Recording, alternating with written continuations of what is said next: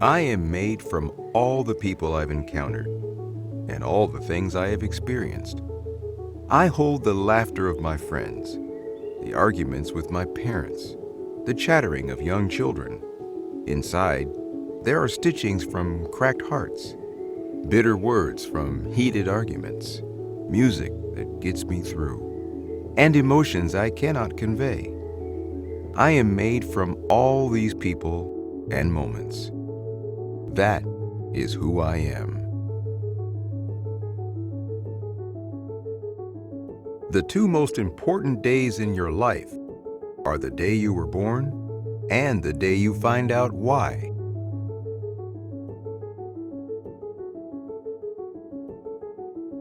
At certain times, I have no race. I am me. I belong to no race nor time. I am the eternal feminine with its string of beads. I am merely a fragment of the great soul that surges within the boundaries. My country, right or wrong.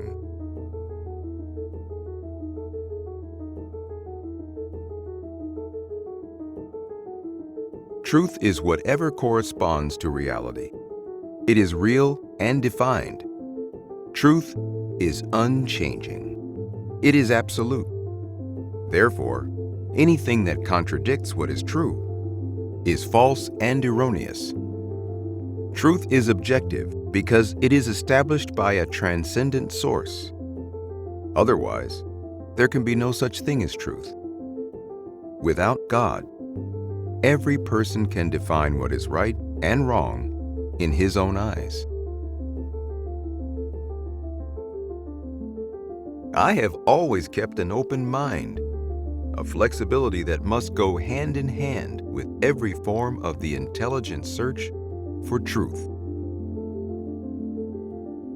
What Lincoln understood is that what would threaten this country would come from within, not from an external threat. We're the oldest democratic republic in the world, and it depends on an informed citizen. It depends on truth. Without truth, there can't be accountability. Without accountability, you don't have a functioning, healthy democracy.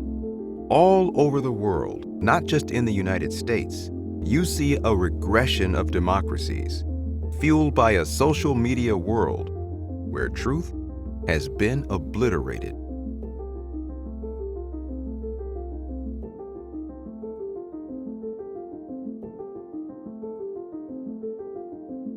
Make sure you understand the fundamental principles, the trunk and the big branches, before you get into the leaves and details, or there is nothing for them to hang on to.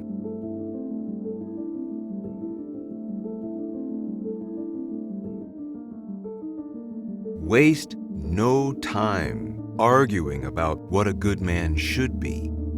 Be one.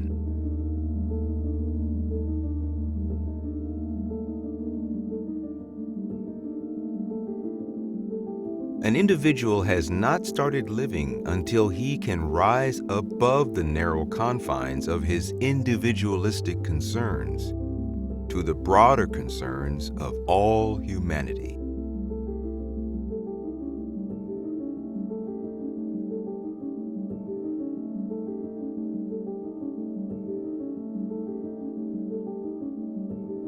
The planet does not need more successful people. The planet desperately needs more peacemakers, restorers, storytellers, and lovers of all kinds.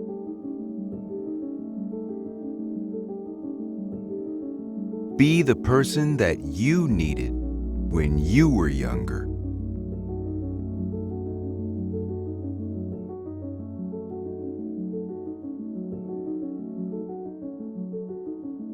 Because if there is no struggle, there is no progress.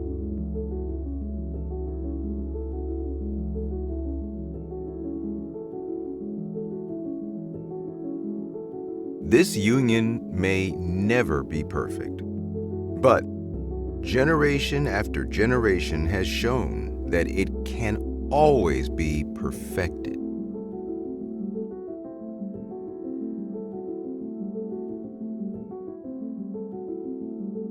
The manifestation of racism has changed, but the language has not.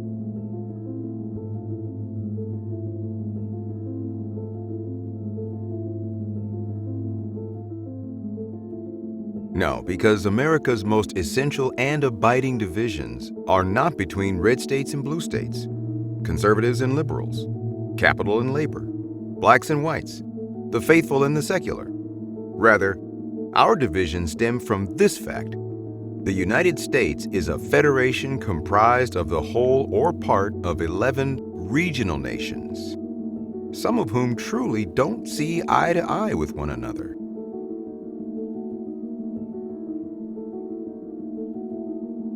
Politics appears to be moving in two opposite directions. One way, nativism beckons. The other way, socialism calls to younger voters who, burdened by debt and a confronting bleak labor market, are embracing social rights in numbers never seen before. Coming generations will face a stark choice, a choice long deferred by the emotive power of frontier universalism, but set forth in vivid relief by recent events. The choice between barbarism and socialism, or at least a social democracy.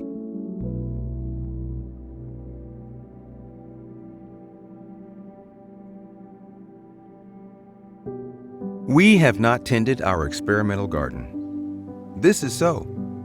Our current leadership is the manifestation of our disregard of the importance to do so. This is as much an American failure as it is our current president's effort to take advantage of it.